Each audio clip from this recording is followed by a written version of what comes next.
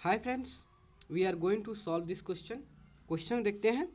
Question है two adjacent angles of a parallelogram are in the ratio 4:5। Find a measure of each of its angle. देखो question कह रहा है कि पार्लेलोग्राम का दो एडजेसेंट एंगल जो है वह क्या चीज़ में है, रेशियो में है। क्या चीज़ में है, रेशियो में है। तो उसके उसके सभी एंगल, पार्लेलोग्राम के सभी एंगल्स की वैल्यू फाइंड आउट करना है। ठीक है, तो देखो सबसे पहले हम क्या कर लेते हैं, पार्लेलोग्राम ड्रॉ कर लेते हैं। तो देखो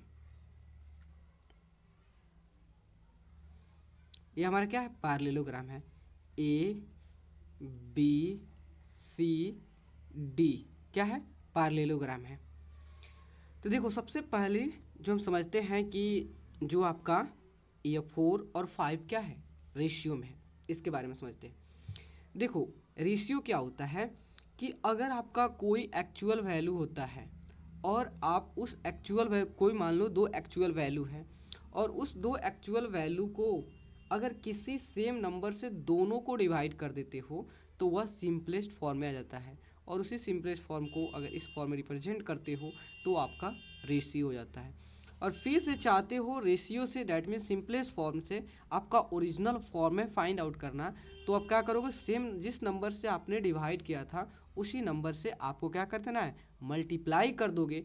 तो आपका रेशियो से क्या चीज़ में कन्वर्ट हो जाएगा, वह आपका एक्चुअल वैल्यू में। देखो मान लेते हैं, देखो तो मान लेते हैं कि हमको तो पता नहीं है कि इस रेशियो को किस नंबर से डिवाइड किया गया है कि ये सिंपलेस्ट फॉर्म में आ गया है।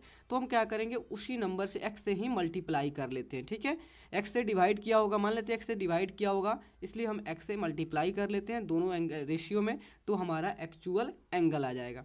तो देखो मान लेते हैं हम लोग let the adjacent angle let the adjacent angle be 4x और 5x। ठीक है, 4x और 5x। आप ये भी जानते हो पार्लेलोग्राम की एक प्रॉपर्टी होती है कि पार्लेलोग्राम के एडजेसेंट एंगल का सम जो होता है 180 डिग्री होता है। क्या होता है, देखो सम ऑफ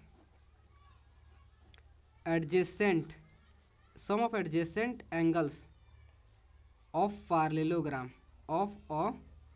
पार्लेलोग्राम इज 180 होता है। ठीक है, तो देखो अब आता है कि एडजेसेंट एंगल क्या है। तो देखो एंगल ए और एंगल बी आपका एडजेसेंट एंगल है। क्यों, क्योंकि एडजेसेंट एंगल कहता है कि ऐसे दो एंगल जिसमें कॉमन आर्म हो या कॉमन साइड हो, उसी को कहते हैं।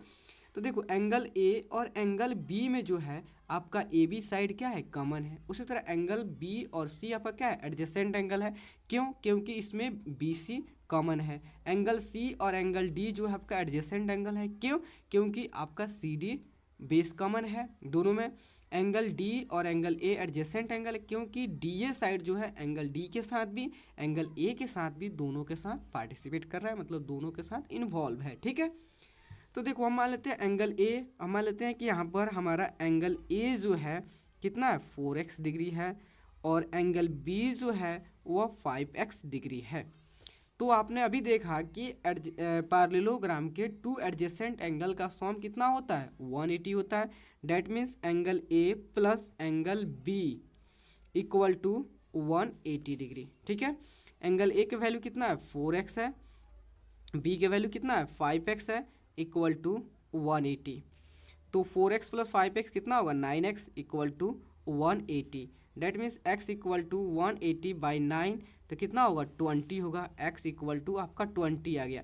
इसका मतलब जो है रेशियो को यदि 20 से मल्टीप्लाई किया जाए तो हमारा एक्चुअल वैल्यू आ जाएगा। तो देखो आगे आपका और क्लियर हो जाएगा, क्यों मैं वैसा आपको बोला हूँ। ठीक है, तो आपका एंगल ए का वैल्यू कितना है, 4x है, तो 4 इंटू 20 कितना होगा आपका 80 हो गया, 80 डिग्री। और एंगल बी कितना है, एंगल बी आपका 5x है, डेट मीन्स 5 इंटू 20 कितना हो गया, 100 डिग्री।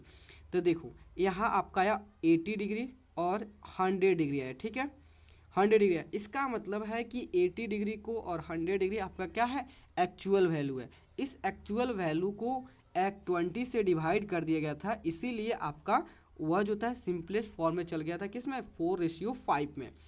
तो फिर से उसे रीगेन करने के लिए, फिर से उसे एक्चुअल एंगल पाने के लिए हमने क्या किया है, उसी नंबर 20 से मल्टीप्लाई किया, तो फिर से हमारा एक्चुअल एंगल मिल गया। तो देखो एंगल ए कितना आपका आया, एंगल ए जो आपका आया 80 आया, एंगल बी कितना आया 100 आया, ठीक है। तो देखो पार्लेलोग्राम के एक और प्रॉपर्टी होता है कि पार्लेलोग्राम का जो अपोजिट एंगल होता है वह क्या होता है, इक्वल होता है। तो अब बात है कि अपोजिट एंगल इसमें है कौन।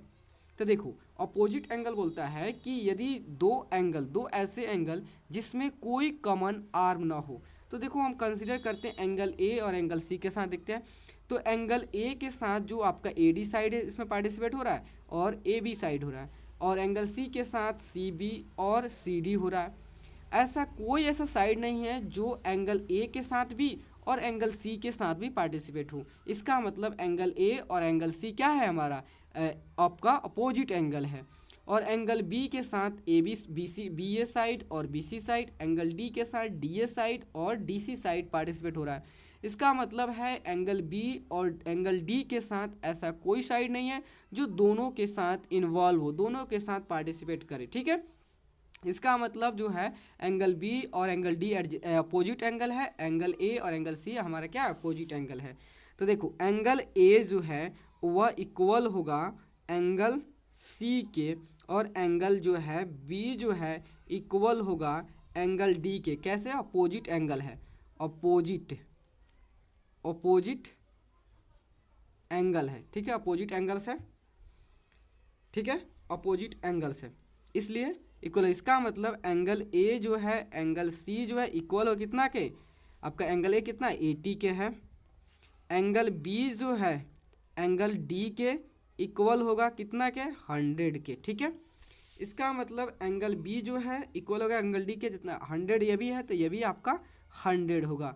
आपका ए 80 है तो सी भी 80 हो, किससे, आपका अपोजिट एंगल से, ठीक है।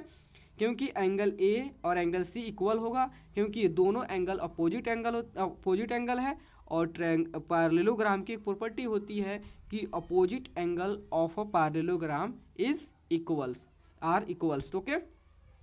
डेट मीन्स हमने सारे एंगल को वैल्यू को फाइंड आउट किया, जो कि आपसे पूछा था कि पैरेललोग्राम के सभी एंगल के वैल्यू को फाइंड आउट करो, मेजर करो। तो हमने सारे एंगल को मेजर कर लिया, ठीक है।